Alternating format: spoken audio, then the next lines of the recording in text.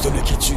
Nous sommes dans le livre de Jean, chapitre 5, et nous lisons à partir du premier verset. Après cela, il y eut une fête des Juifs, et Jésus monta à Jérusalem. Or, à Jérusalem, près de la porte des brebis, il y a une piscine qui s'appelle en hébreu Bethesda, qui a 5 portiques. Sous ces portiques étaient couchés un grand nombre de malades, des aveugles, des boiteux, des paralytiques qui attendaient le mouvement de l'eau. Alléluia. Amen. Qui attendaient le mouvement de l'eau. Car un ange descendait de temps en temps dans la piscine et agitait l'eau. Et celui qui y descendait le premier, après que l'eau avait été agitée, était guéri, quelle que fût sa maladie. Alléluia. Amen. Là se trouvait un homme malade depuis 38 ans. Jésus, l'ayant vu, j'aime ça. Et sachant qu'il était malade, depuis longtemps, lui dit, veux-tu être guéri? Le malade lui répondit, Seigneur, je n'ai personne pour me jeter dans la piscine quand l'eau est agitée. Et pendant que j'y vais, un autre descend avant moi. Lève-toi, lui dit Jésus, prends ton lit et marche. Aussitôt cet homme fut guéri. Il prit son lit et marcha. Alléluia. C'était un jour de sabbat.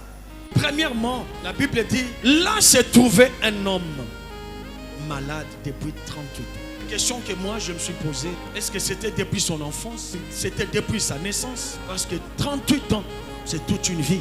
Parce que notre vie est courte sur la terre. Quand la maladie te ronge déjà 38 ans, je ne sais pas qu'est-ce qui te reste à faire encore. 38 ans, c'est une affaire de toute une vie. Et je prie qu'en ces jours, que Dieu visite quelqu'un qui peut dire que cette affaire a pris du temps dans ma vie. Que Dieu te visite ce matin. Deuxièmement, quand on parle de 38 ans, cela veut aussi dire que cette situation était rendue permanente. Alors que toute situation qui devient permanente, c'est un lien. Quand une situation perdure, parce que le lien par définition, c'est une situation rendue permanente, qui marche avec toi, qui dort avec toi, des années et des années. Quels que soient les efforts, ça continue à te résister. Là, on a affaire à un lien. Et ce monsieur était lié. Et ne l'oubliez jamais, si l'ennemi te lie, si la délivrance n'intervient pas, tu mourras avec ces liens jusqu'à ce que la délivrance intervienne. Parce que les lois qui te lient n'ont aucune intention de te lâcher si la force n'intervient pas. Voilà pourquoi tu as besoin de la force de l'écriture. Est-ce que moi je m'adresse à quelqu'un? J'ai dit toutes ces choses dont je t'ai précité, les alliances, les lois logées dans ton sang qui commencent à manipuler ta vie, ça te met dans une situation permanente. Ça n'a aucune intention de te lâcher. Parce que les sorciers ne connaissent pas la pitié. On négocie même pas avec eux. La sorcellerie ne connaît qu'un seul langage. Le langage de la force. Le langage de l'onction. La force de l'écriture. La force de l'écriture.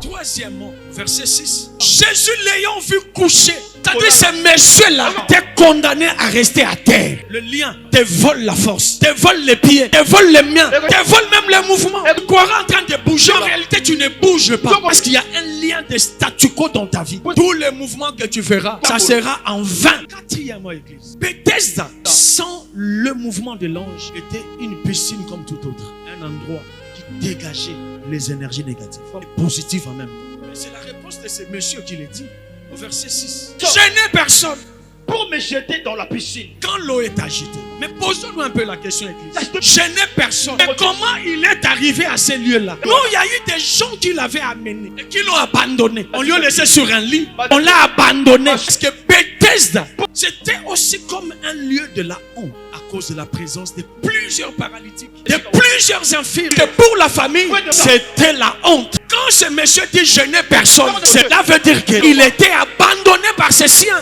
Il était carré. C'est là que je parle de l'énergie négative. Comme un lieu de honte. Ce lieu d'abandon, heureusement qu'il y avait aussi une énergie positive. La Bible dit l'ange descendait et agitait l'eau.